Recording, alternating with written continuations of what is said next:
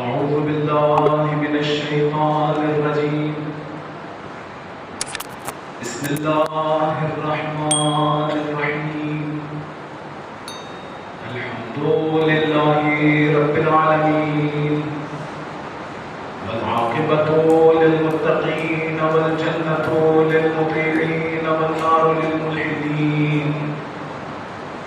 ثم الصلاة والسلام على أشرف الأنبياء والمرسلين، شفيع المذنبين نبينا أبي القاسم محمد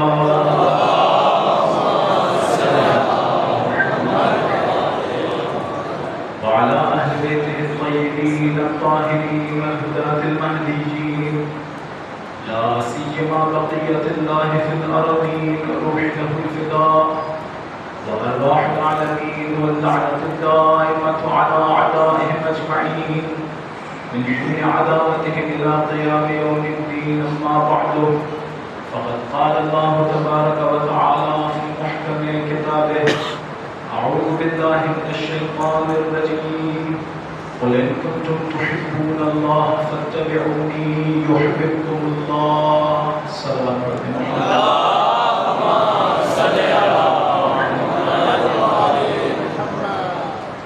خداوند متعال کا نہایت شکر گزار ہوں جس نے ہم سب کو ایک مرتبہ پھر یہ توفیق عنایت کی کہ اس کا اور اس کے پاک بندوں کا ذکر بجا جا سکے.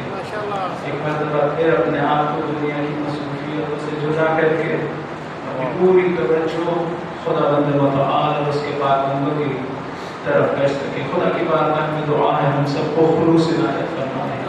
ہمارے حقوق کے بہن بھائیوں کے رشتہ داروں کے والدین آبا و اجداد کے جن کے حق میں ہم سے کوئی کوتاہی ہوئی ہے یا جن سے کوئی کوتاہی ہوئی ہے، خدا سب کے گناہوں نے کبیرہ و صغیرہ کو معاف فرما. ہمارے آقا و مولا کی توجہ، ان کی دعا، ان کی رضا ہم سب کو عنایت فرما. ایک درود پڑھ دیں محمد والے.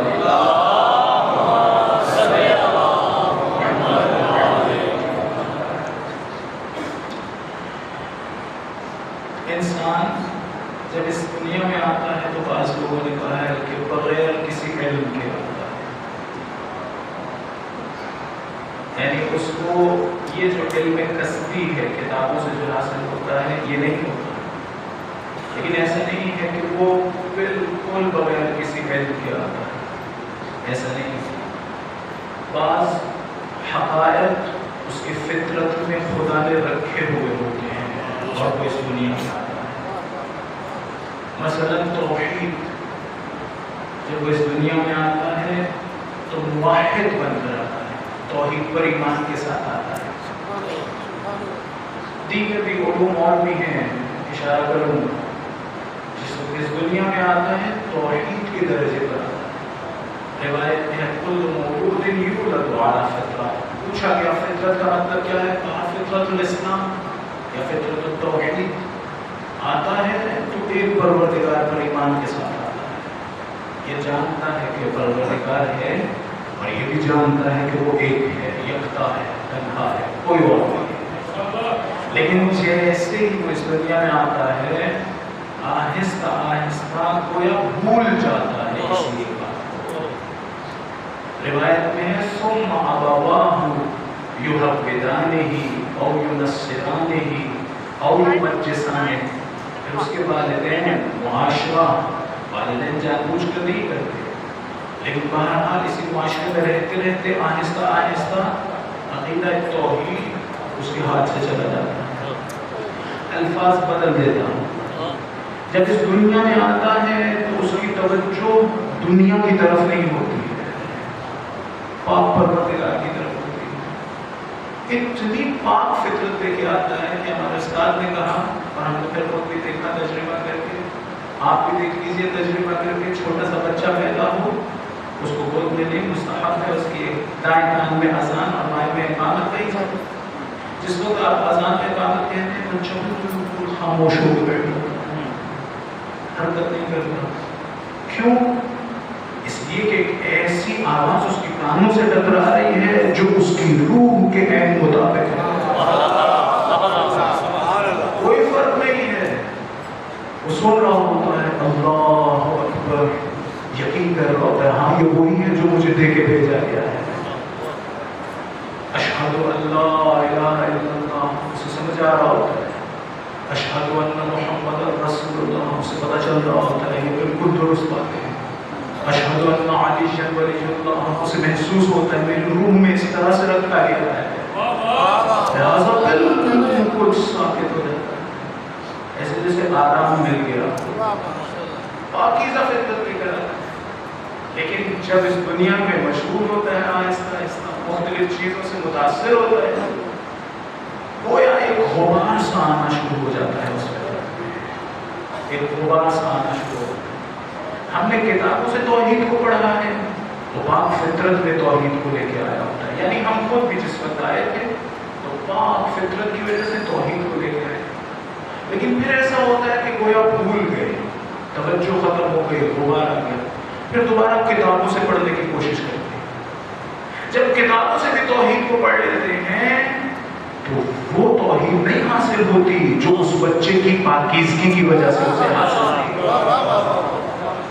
ایک ہے روح میں توحید ہونا اور ایک ہے ذہن میں توحید ہونا.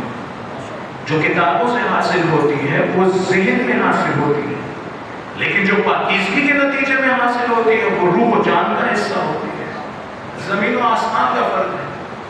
ہم 100 مرتبہ تقریریں کرتے ہیں توحید پر رسالت پر یا نبوت پر اور معاد پر مثلا یہ اور بات ہے اور کسی کی روح میں توحید ہونا معاد کا ایمان ہونا معاد پر ایمان یہ اور بات ہے. وہ بچہ بیان نہیں کر سکتا اس لیے کہ اس کے پاس ابھی اس نے یہ زبان نہیں سیکھی جس میں ہم بات کرتے ہیں. اگر وہ بیان کرنے کی قدرت رکھتا ہوتا اور اس نے زبان سیکھی ہوتی تو ہم سب سے بہتر توحید بیان کر رہا ہم سب سے بہتر توحید بیان کر رہا. پھر کیا ہوتا ہے ہم اس دنیا میں آتے ہیں جب جیسے ہی بڑے ہو رہے ہوتے ہیں بڑے ہوتے ہوتے ہم کیا کرتے ہیں پھر چیزیں سیکھنا شروع کرتے ہیں. کس طرح سے سیکھتے ہیں؟ الفاظ اور مفاہیم کی شکل میں. ہمارے سیکھنے کا طریقہ کیا ہے؟ الفاظ اور مفاہیم کی شکل میں سیکھنا شروع کرتے ہیں. ہمارے سیکھنے کے ذرائع 3 قسم کے. ایک ہمارے سیکھنے کا ذریعہ حس ہے.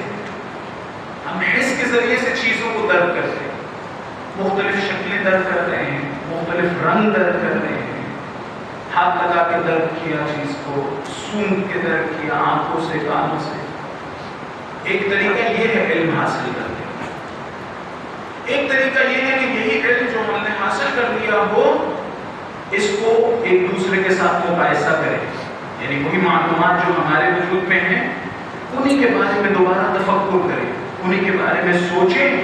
جب انہی کے بارے میں سوچتے ہیں وہ جو ہمارے وجود میں آ چکا ہے اس کے ذریعے سے اسی کے بارے میں سوچتے ہیں تو ایک اور علم تک پہنچتے ہیں ایک اور علم تک پہنچتے ہیں. وہ جو علم ہے جس تک پہنچتے ہیں اس کی خصوصیت یہ ہے کہ وہ مادی نہیں ہے محسوس نہیں ہے.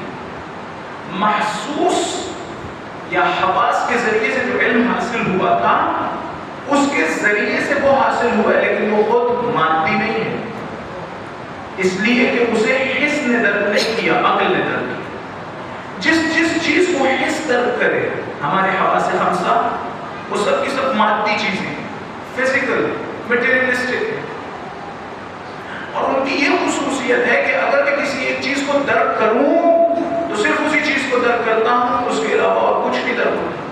مثلا یہ پانی جو گلاس میں رکھا ہے اگر میں یہ اٹھا کے پیوں چکھوں تو مجھے دنیا میں موجود تمام تر پانیوں کا ذائقہ حاصل نہیں ہوگا صرف اس گلاس میں موجود پانی کا ذائقہ حاصل ہوگا اس لیے کہ میں حس کے ذریعے سے ایک چیز کو حاصل کرتا ہوں.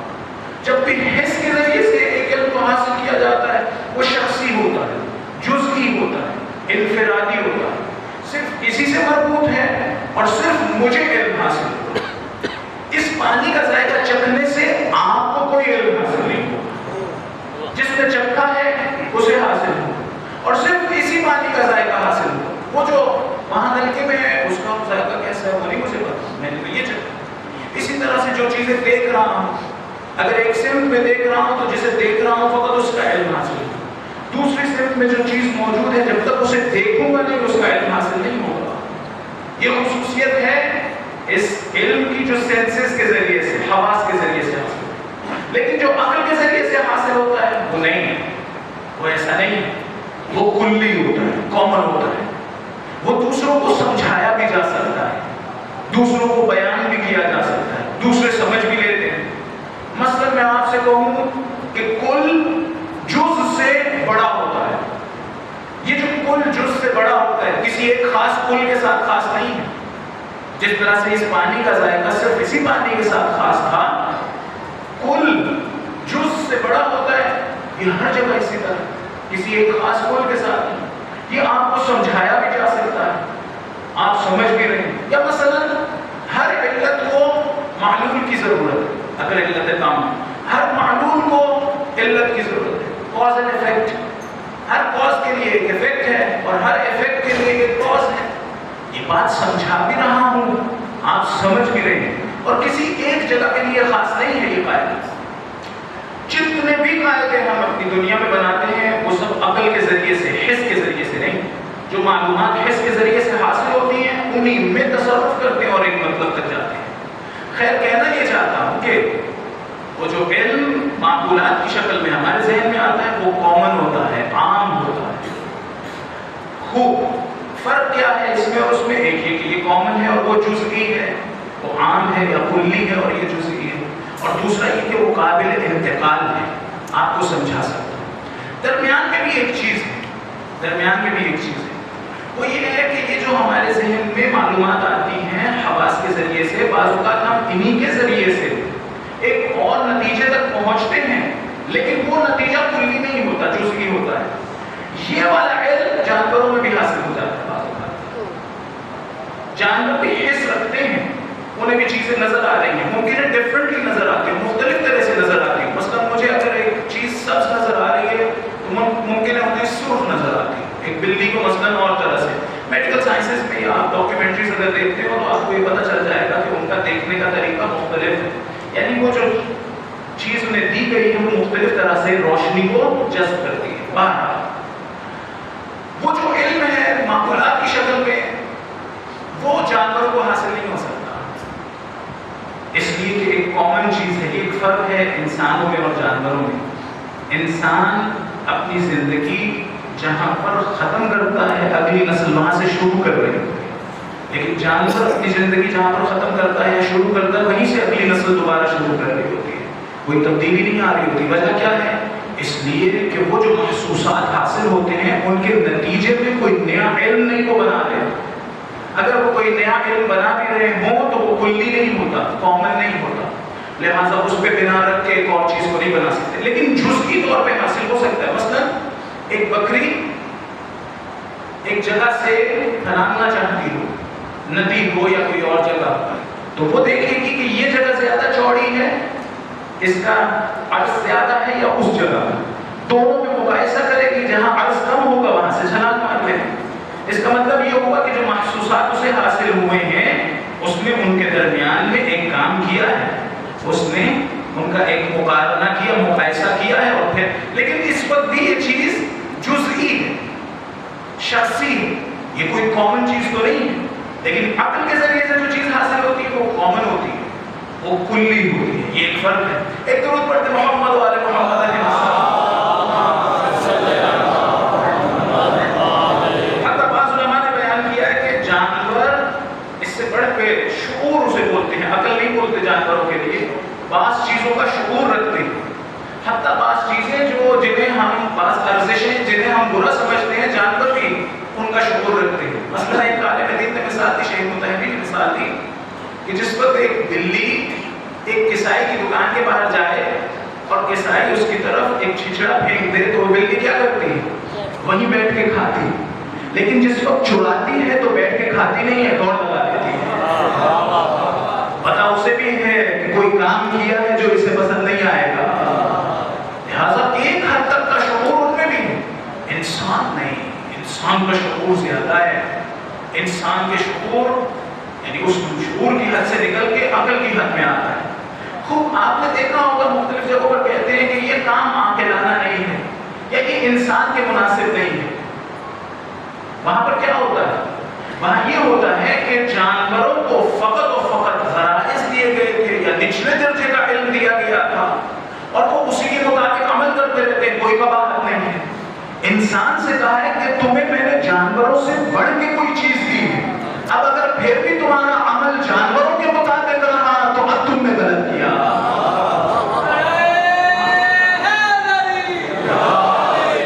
یعنی یہ کہ فرض کریں میں کھانا کھا رہا ہوں، جانور بھی کھانا کھاتے ہیں، میں کھانا کھاتے وقت یہ نہیں سوچ سکتا کہ میرا غریزہ ہے کھانا کھانا جس طرح سے جانور کا غریزہ تھا کھانا کھانا۔ نہیں، جانور کو خدا نے عقل نہیں دے رکھی تھی، مجھے عقل دے رکھی ہے، لہذا مجھ سے کہا کہ جس وقت غریزے کے مطابق بھی عمل کر رہے ہو اس وقت تمہاری عقل اس پہ حکومت کر رہی ہو۔ یہ نہ ہو کہ عقل کے بغیر تم حتیٰ کھانا کھاؤ، پانی پیو، سو، نہیں، تمہیں عقل دے رکھی ہے، تم اس کے مطابق عمل کرو۔ ایک درود پڑھتے محمد و آلہ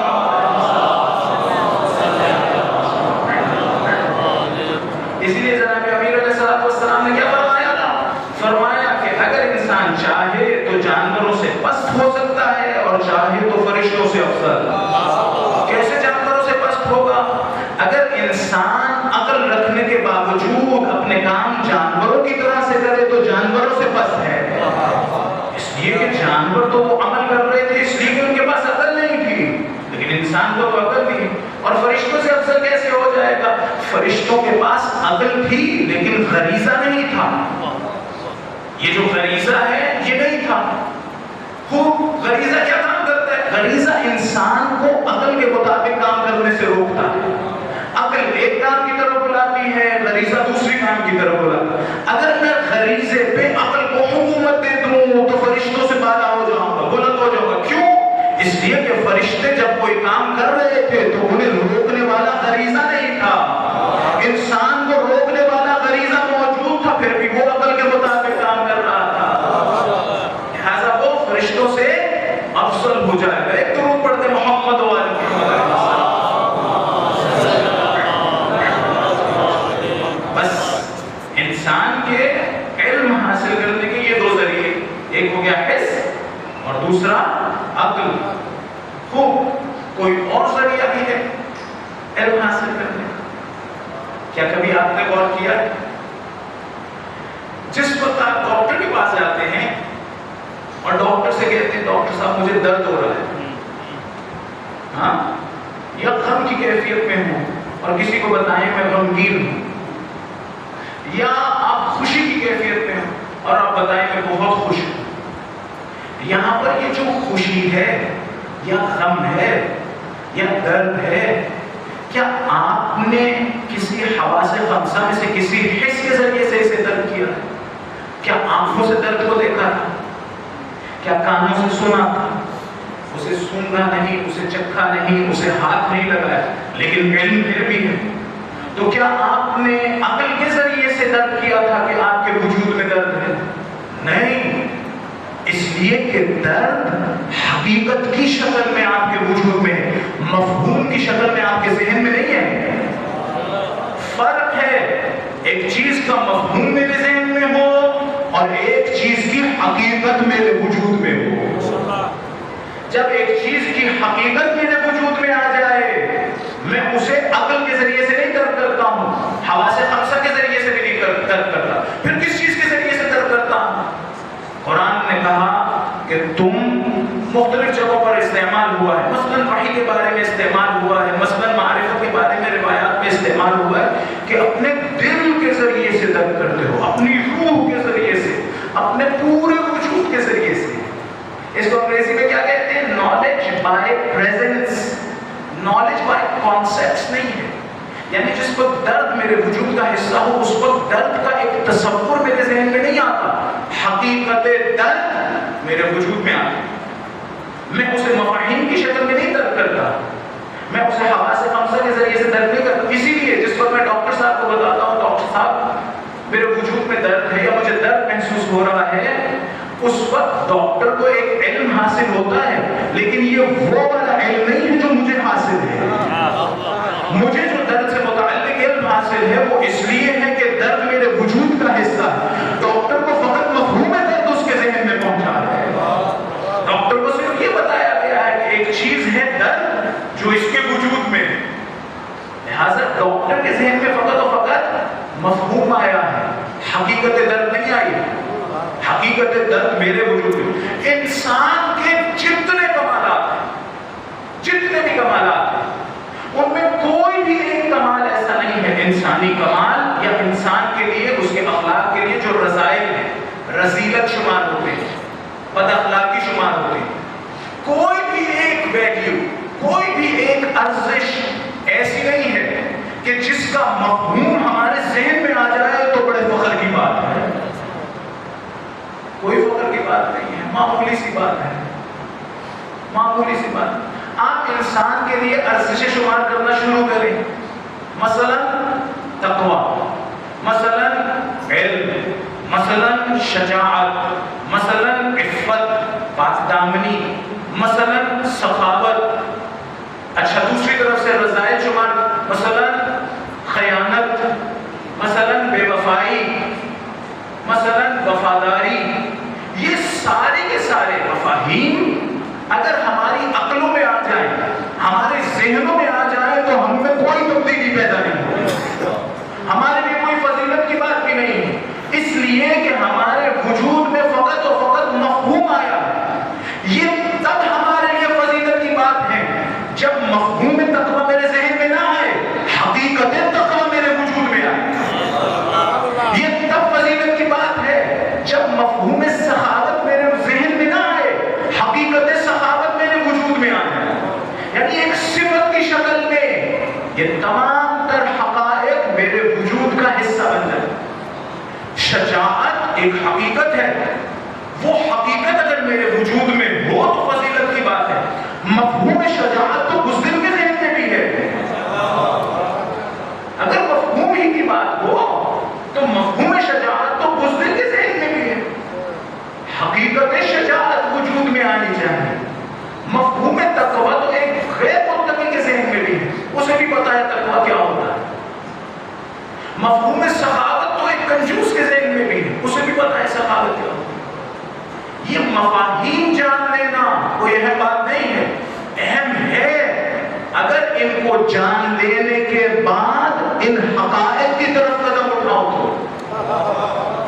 اگر حقائق کی طرف قدم اٹھا رہا ہوں تو یہ علم مفید تھا، لیکن اگر حقیقت کی طرف قدم ہی نہیں اٹھا رہا تو کیا فرق ہے، ہو یا نہ ہو، کیا فرق ہو جائے گا؟ علم ایک حقیقت کی شکل میں میرے وجود میں ہو تو کوئی فخر والی بات ہے۔ بہرحال فخر والی بات اس وقت بھی نہیں ہے، شکر والی بات ہے۔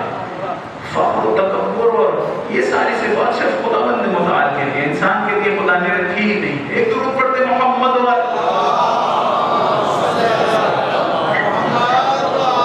خوشی کی بات ہے، شکر ادا کرنے کی بات ہے، میں اس کا انکار نہیں کرنا چاہتا۔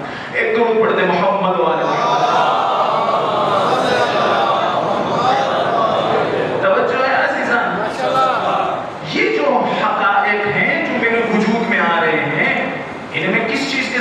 کرتا ان کا علم کیسے مجھے حاصل ہوتا ہے؟ تو میں نے عرض کیا کہ اسے انگریزی میں کہتے ہیں نالج بائی پریزنس۔ ایک حقیقت میرے وجود کا حصہ بنتی ہے اور مجھے علم حاصل ہو جاتا ہے۔ کون سی چیز ہے جسے علم حاصل ہوتا ہے؟ میری پوری کی پوری روح، میرا پورے کا پورا وجود، میرا قلب، میرا فؤاد، جو مرضی لفظ کہیں، صدر، جو مرضی لفظ کہیں، میں پورے وجود سے اس حقیقت کو محسوس کرتا ہوں۔ اور یہ حقیقت مختلف درجات رکھتی ہے۔ مثلا سخاوت کا ایک ہی درجہ نہیں ہے، علم کا ایک ہی درجہ نہیں ہے۔ میں اس علم کی بات نہیں کر رہا ہوں، پھر سے یاد دہانی کروں جو کتابوں سے حاصل کروں، میں حقیقت علم کی بات کر رہا ہوں۔ حقیقت علم کی جو حقیقت کی شکل میں روح کا حصہ بنتا ہے، ذہن کا حصہ نہیں۔ یہ جو کتابوں سے حاصل ہوتا ہے یہ ذہن کا حصہ بنتا ہے، دل کا حصہ نہیں بنتا۔ دل کا حصہ بننے والا علم اور ہے، جس کے بارے میں روایت میں آیا ہے العلم نور یقذفہ اللہ فی قلب من یشاء۔ علم نور کی شکل میں دلوں میں آتا ہے، ذہن میں نہیں۔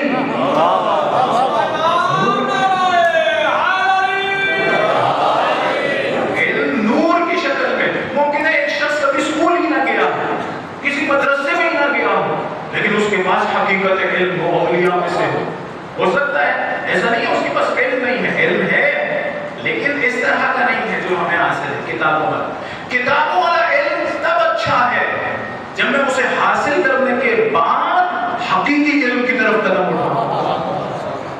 اگر مجھے پتہ چل جائے کہ فلاں عمل انجام دینے سے مثلا نماز شب پڑھنے سے فلاں چیز حاصل ہوتی ہے، اگر میں عمل ہی انجام نہ دوں تو کیا فائدہ ہے؟ کوئی فائدہ تھوڑی ہے.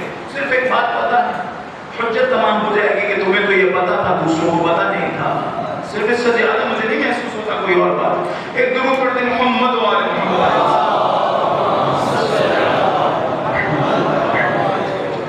تو ایک علم ہے جو حقیقت کی شکل میں آتا ہے، اور حقیقت کی شکل میں کہاں آتا ہے؟ دل میں، جان میں، وجود میں، فؤاد میں، صدر میں، جو بھی آپ لفظ استعمال کریں. حقیقت میرے وجود کا حصہ. کیا فرمایا؟ من اخلص للہ 40 صباحا جرت ینابیع الحکمت من قلبہ علی لسانہ. توجہ کرے، جو بھی اپنے دانت کو 40 دن کے لیے پروردگار کے لیے خالص کرتے، اس کے دل سے اس کی زبان پر حکمت کے چشمے جاری ہوں گے. اس کے دل سے، نہ اس کے ذہن سے.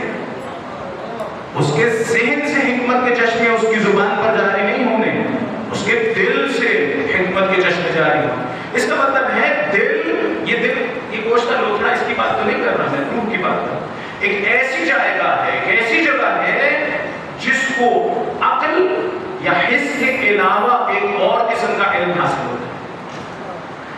دیکھیں، ہم توجہ نہ کریں ایک اور بات ہے، لیکن حقیقت اسی طرح سے ہے.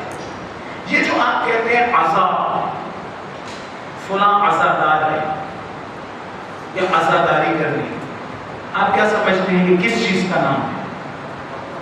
عزا کو آپ کیسے محسوس کرتے ہیں؟ عزا کا علم آپ کو کیسے ہوتا ہے؟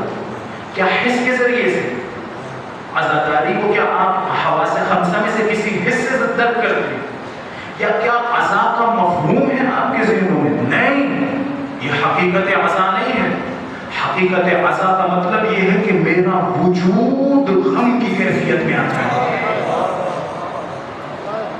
مفہوم کی شکل میں عزا میرے ذہن میں نہ ہو، غم کی شکل میں عزا میرے وجود کا حصہ.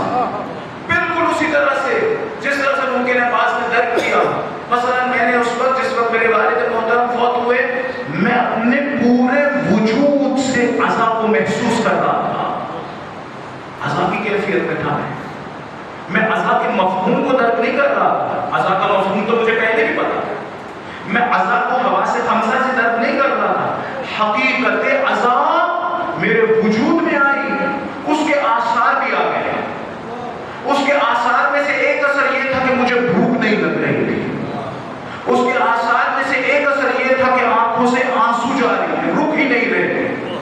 یہ جو ہم عزاداری سید الشہداء کرتے ہیں، عزاداران سید الشہداء، عزیزان محترم، یہ بھی حقیقت میں مفاہیم کی بات نہیں ہوتی ہے. حقیقت میں حواس کے ذریعے سے کوئی چیز حاصل ہونے والی نہیں ہوتی ہے. روح کی کیفیت کا نام ہے. یعنی روح کچھ دنوں میں غم کو اپنے وجود میں محسوس کرتا ہے. جیسے ہی اس کیفیت میں آتی ہے، آنکھوں سے آنسو جاری ہو جاتے ہیں. آپ اپنی طرف نگاہ اٹھائیں، جس وقت آپ مصائب سن رہے ہوتے ہیں اور گریہ کرنا شروع کرتے ہیں اور گریہ نہیں رک رہا ہوتا، کیا اس وقت غم کے مفاہیم آپ کے ذہن میں ہوتا ہے؟ غم کا مفہوم آپ کے ذہن میں نہیں آتا. غم کو حواس خمسہ سے درک نہیں کر رہے ہوتے. مصائب سننے کی وجہ سے حقیقت غم آپ کے وجود کا حصہ بنتی ہے. جیسے ہی حقیقت غم آپ کے وجود میں آتی ہے، آپ کی آنکھوں سے آنسو ٹپکنا شروع ہوتے ہیں. لیکن بعض اوقات ہمارے ساتھ یہ ہوتا ہے کہ جب ہم اس غم کو محسوس نہ کر رہے ہیں، یعنی ہمارے وجود میں غم کی کیفیت ایجاد نہ ہو، تو پھر زور لگا کے گریہ کرنا ہوتا ہے. کوشش کر رہے ہوتے کسی طرح گریہ آ جائے، نہیں آ رہا. کیوں؟ اس لیے کہ اس وقت غم کی کیفیت میں نہیں آیا. غم کی کیفیت میں آ جاؤ تو ممکن ہے مصائب سننے کی ضرورت بھی نہ ہو. اکیلا بیٹھا ہوں، امام حسین علیہ السلام کو یاد کر رہا ہوں اور گریہ کرتا جا رہا ہوں. کیوں؟ اس لیے کہ وجود میں غم آ گیا. اس غم کو کیسے درک کیا؟ مفہوم سے نہیں، حواس سے نہیں، اپنے پورے وجود سے. ایک درود پڑھ دیں محمد.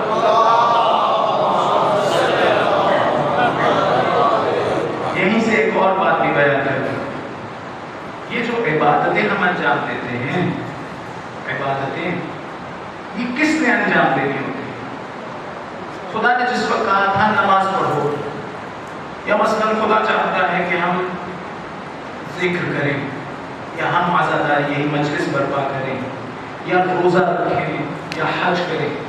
خدا کس کو کہتا ہے جاؤ حج کرو؟ خدا کس سے کہتا ہے کہ جاؤ نماز پڑھو؟ کیا میرے جسم سے کہتا ہے جاؤ نماز پڑھو؟ خدا جسم سے کہتا ہے نماز میں مشغول ہو جاؤ، یا میری عقل سے کہتا ہے نماز میں مشغول ہو جاؤ؟ یا نہیں، حقیقت میں خدا مجھ سے بات کرتا ہے، میری روح سے بات کرتا ہے، کہتا ہے حالت نماز میں آ جاؤ. اور ہاں جب تم روح حالت نماز میں آئے تو کہا اس وقت تمہاری ہمراہی میں جسم کبھی رکوع میں جا رہا ہو، کبھی سجدے میں جا رہا ہو. ایسا نہ ہو کہ جسم تو سجدے اور رکوع میں جاتا ہو لیکن تمہاری روح نہ سجدے میں جاتی ہو نہ رکوع میں جاتی ہو. ایسا نہ ہو، ایسا نہ ہو. اس کا مطلب یہ ہے کہ عبادتیں بھی حقیقت میں روح نے انجام دینی ہے. بعض اوقات اس کی ہمراہی میں جسم ساتھ ہوتا ہے، بعض اوقات کوئی چیز ساتھ نہیں ہوتی ہے. مثلا میں بیٹھا ہوں تنہا اور خدا کو یاد کر رہا ہوں، بس صرف اس کی طرف توجہ کر رہا ہوں. کیا یہ عبادت نہیں ہے؟ کچھ بھی نہیں کر رہا، صرف اپنے محبوب کی یاد میں مبتلا، بس. کیا عبادت نہیں ہے؟ عبادت. لیکن بعض عبادتیں ایسی ہیں کہ خدا نے کہا کہ ان کو جب انجام دینا ہو تو تمہارا جسم ایک خاص حالت میں آ جانا چاہیے. کبھی قیام میں ہو، کبھی قنوت میں ہو، کبھی رکوع میں ہو، کبھی سجدے میں. لیکن جو مجھے سمجھ آتا ہے کوٹس کر رہا ہوں، لیکن ایسا نہ ہو کہ جسم سجدے میں جاتا ہو اور تم سجدے سے غافل ہو. ایسا نہ ہو. تمہاری روح بھی اس وقت سجدہ کر رہی. ایک شخص آیا امام خمینی کے پاس. دیکھیے میں آپ کو پھر سے ایک اور طریقے سے بیان کرنے کی کوشش کرتا ہوں. ایک درود پڑھتے محمد والا.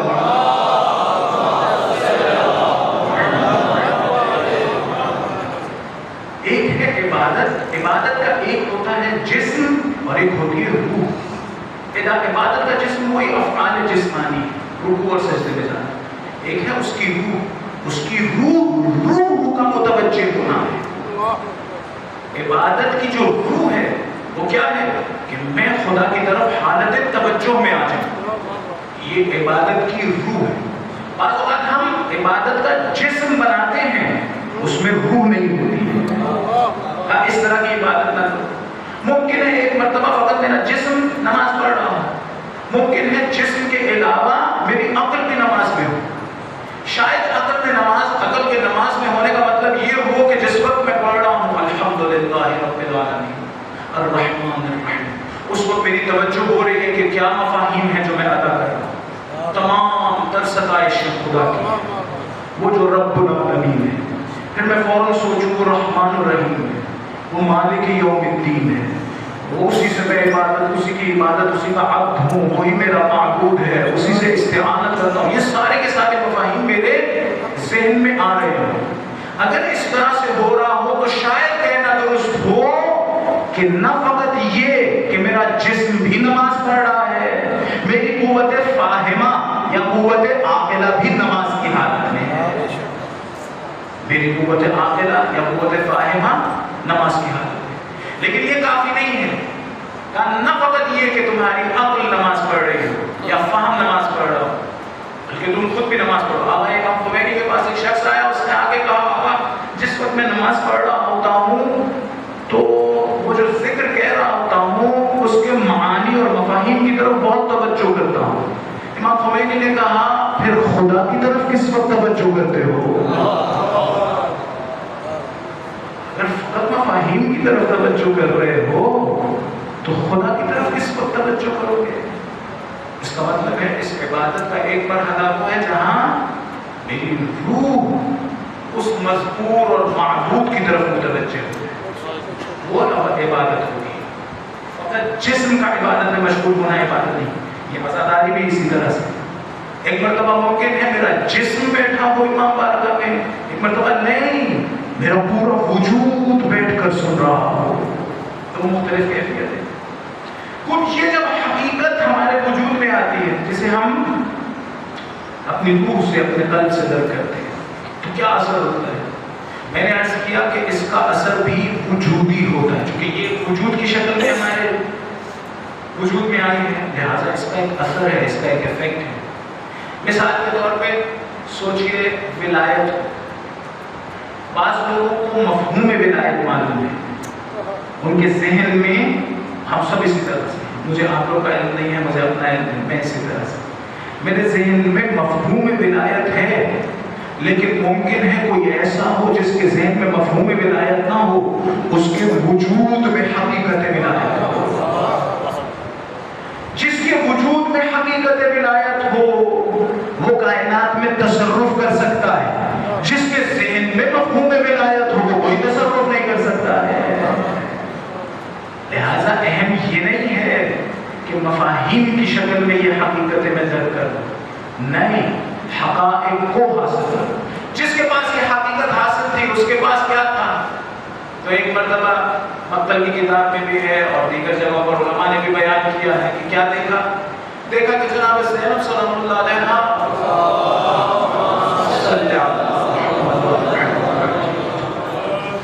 یہ قافلہ ایک ایسے بازار سے گزرنے والا ہے جہاں رش ہے اور لوگ خوشیاں منا رہے ہیں، چیخو پکار کر رہے ہیں، طرح طرح کے لباس پہنے ہیں، جشن منا رہے ہیں۔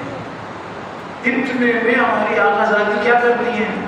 فَأَوْمَأَتْ إِلَى النَّاسِ أَنِ اسْكُتُوا، اپنا ہاتھ اٹھاتی ہیں کہ خاموش ہو جاؤ۔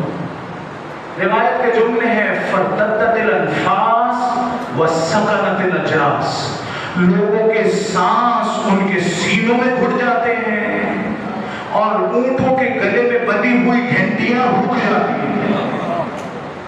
کیا کیا ہے؟ مفہوم ولایت نہیں، جس کے وجود میں حقیقت ولایت تھی اس نے ہاتھ اٹھایا ہے۔ جس کے وجود میں حقیقت ولایت تھی اس نے ہاتھ اٹھایا۔ ممکن ہے کوئی کہے کہ ہاتھ اٹھا کے اشارہ کر رہی تھی کہ رک جاؤ، خاموش ہو جاؤ، اور سب خاموش ہو گئے۔ وہ لوگ جو نبی ذاتیوں کا تماشا دیکھنے آئے تھے وہ کوئی حکم تھوڑی مانیں گے کہ ہاتھ اٹھا کے کہیں رک جاؤ تو وہ رک جائیں گے، ایسا تو نہیں کریں گے۔ اگر کوئی مان بھی لیا جائے ایسا تو لوگوں کو تو یہ اس اشارے نے سمجھا دیا کہ رک جاؤ اور وہ رک گئے۔ یہ اونٹوں کے گلے میں بندھی ہوئی گھنٹیوں کو کس نے بتایا تھا کہ بیوی ہاتھ اٹھائیں گی تو تم نے رک جانا؟ کس نے بتایا؟ معلوم ہوا بیوی نے اپنی ولایت کا استعمال کیا تھا۔ ولیت اللہ جناب زینب سلام اللہ علیہ، انہوں نے اپنی اس ولایت کا استعمال کیا۔ یہ ولایت کہاں سے آئی تھی؟ مفاہیم کی وجہ سے نہیں، حقیقت کی وجہ سے۔ کہاں سے پتا چلا کہ حقائق ہیں بیوی کے وجود میں، اس وجود بابرکت میں؟ تو نظر آتے ہوئے دکھائی دیتے امام زین العابدین علیہ السلام فرما رہے ہیں،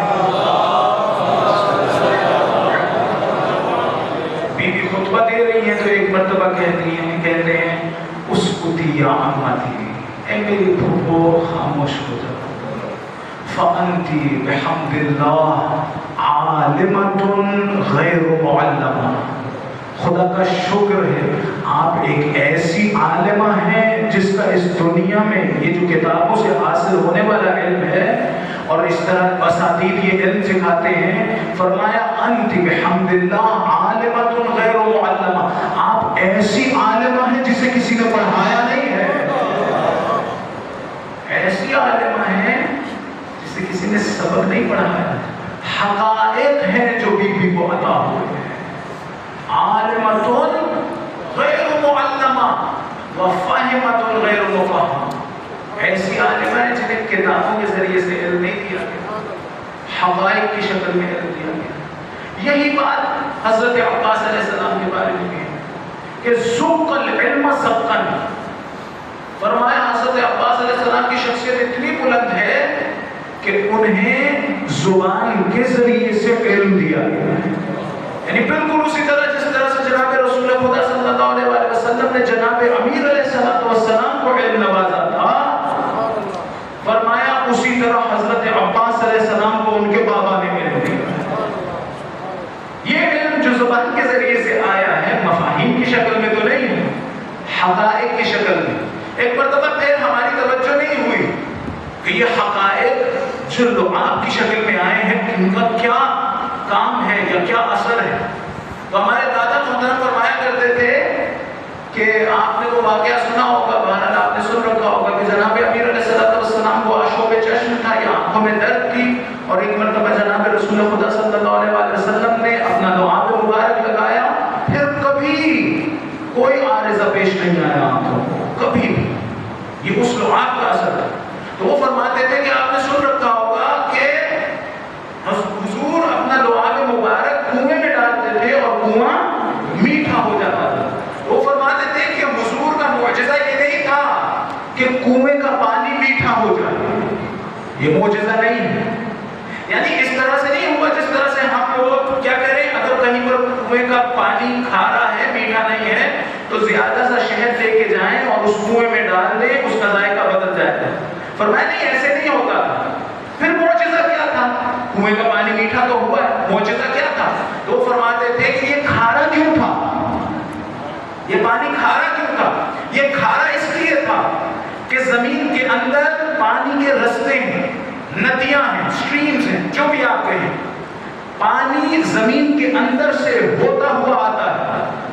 جو لوگ اہل خبرہ ہیں جانتے ہیں کہ یہاں سے پانی گزر رہا ہے، وہاں کھودتے ہیں اور کنواں نکال لیتے ہیں، پانی نکال لیتے ہیں۔ یہ پانی زمین میں سے جب مختلف رستوں سے ہوتا ہوا آتا ہے تو زمین کی خصوصیات کو اپنے وجود میں لے لیتا ہے۔ اگر کسی جگہ پر گندک زیادہ ہے تو اس پانی میں گندک آ جائے گی، اس کا ذائقہ بھی آ جائے گا۔ اگر کسی جگہ پر نمک زیادہ ہے تو پانی میں نمک کا ذائقہ اور خصوصیات آ جائے گی۔ اگر کہیں اور کوئی معدن ہے تو وہاں کی خصوصیات لیتا ہوا آئے گا۔ آپ کھودیں گے، پانی نکالیں گے تو کھارا محسوس ہوگا، میٹھا نہیں ہوگا۔ فرمایا حضور کا معجزہ یہ نہیں تھا کہ پانی کو میٹھا کر دے، معجزہ یہ تھا کہ زمین کی حقیقت کو بدل دے۔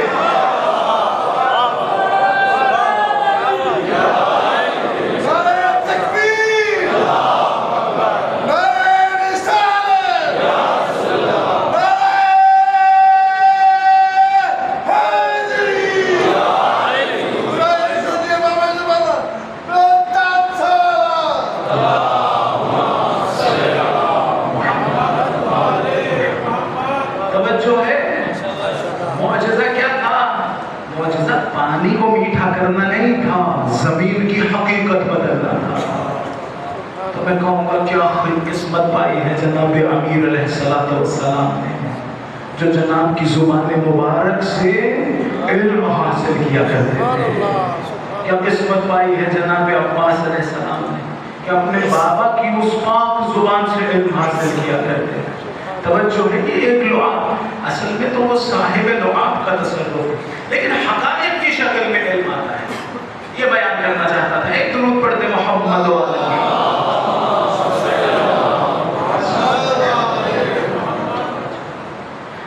تو اب سوچیں، جو کہتے ہیں حضرت عباس علیہ السلام کو اگر جنگ کرنے کی اجازت مل جاتی تو جنگ کا نقشہ بدل جاتا۔ جنگ کرنے کی اجازت نہیں، فقط ایک ارادہ کرتے، اپنی ولایت کو استعمال کرتے، دشمن کا نام و نشان بھی باقی نہ رہتا۔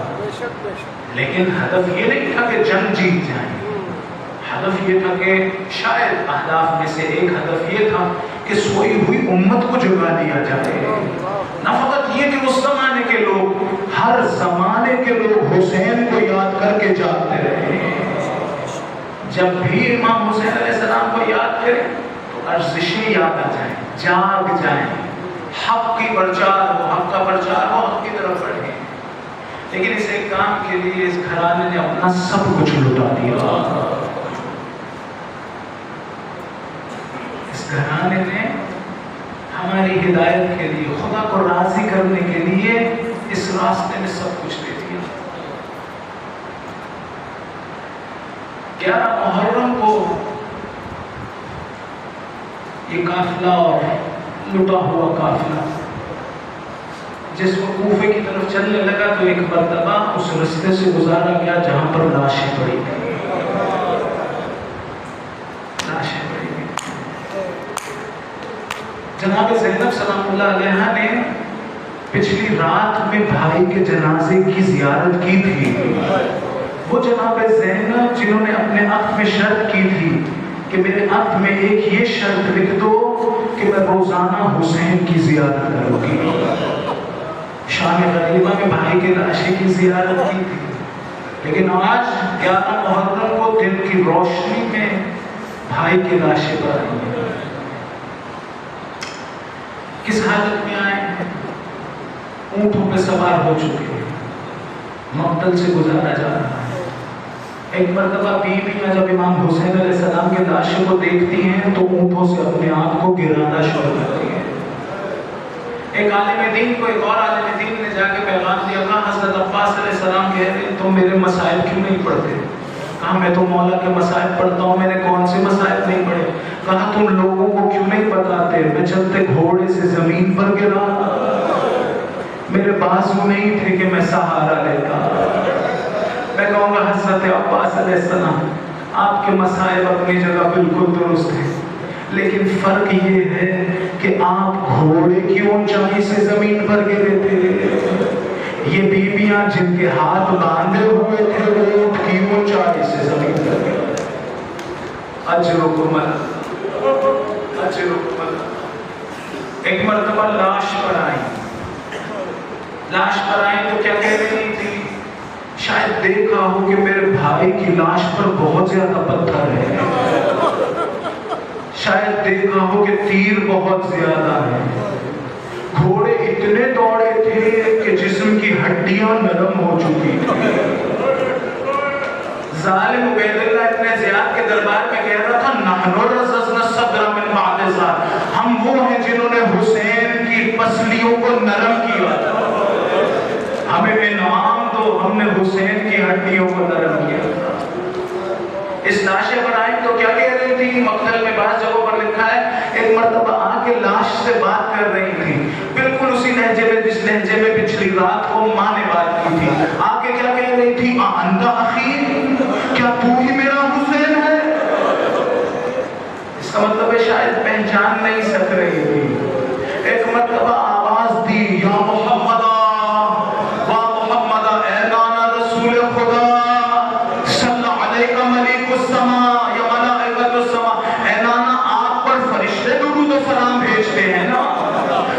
خدا درود و سلام بھیجتے ہیں، ہاذا حسین مرمل بالدماء، مولا آئیے دیکھیے آپ کا حسین کس حالت میں، اپنے ہی خون میں غلطہ ہے، مرمل بالدماء مقطع العضا، مولا اس کے جسم کے ٹکڑے ٹکڑے کر دیے گئے، مجزوز الراس من القفا، مولا آئیے دیکھیے آپ کا بیٹا پس گردن سے ذبح کیا گیا۔ اجرکم اللہ، بھائی کی لاش پہ بیٹھی ہیں، کہہ رہے ہیں انت اخی۔ بعض علماء نے ذکر کیا، بیوی کی معرفت کا اندازہ لگائیے، شاید وہی بندے ہوئے ہاتھ ایک مرتبہ لاش کے نیچے سے گزارے، لاش کو اٹھانا چاہا، کیسے اٹھے گی لاش؟ جس کے جسم کے بند جدا ہو چکے ہو، وہ لاش کیسے اٹھے گی؟ ایک مرتبہ اٹھانے کی کوشش کی، کہا اللہم تقبل منا ھذا القربان، خدایا ہماری طرف سے یہ قربانی قبول فرما۔ اتنے نے کیا دیکھا؟ امام زین العابدین علیہ السلام آگے بڑھے، دیکھا موت کی زردی بیٹے کے چہرے پر آ گئی، کہا مایا کا تجود میں نفس، اے زین العابدین یہ کیا حالت بنا رکھی ہے تم نے؟ فرمایا وہ کبھی بھی نہیں دیکھتی، وہ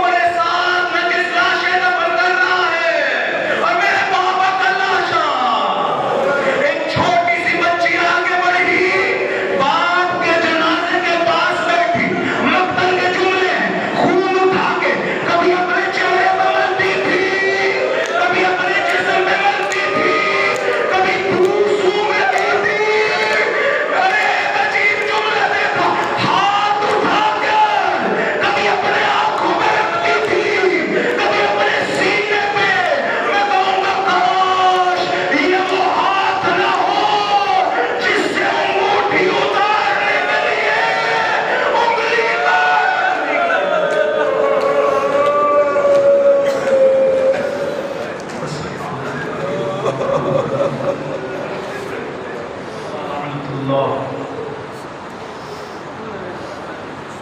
بسم اللہ الرحمن الرحیم.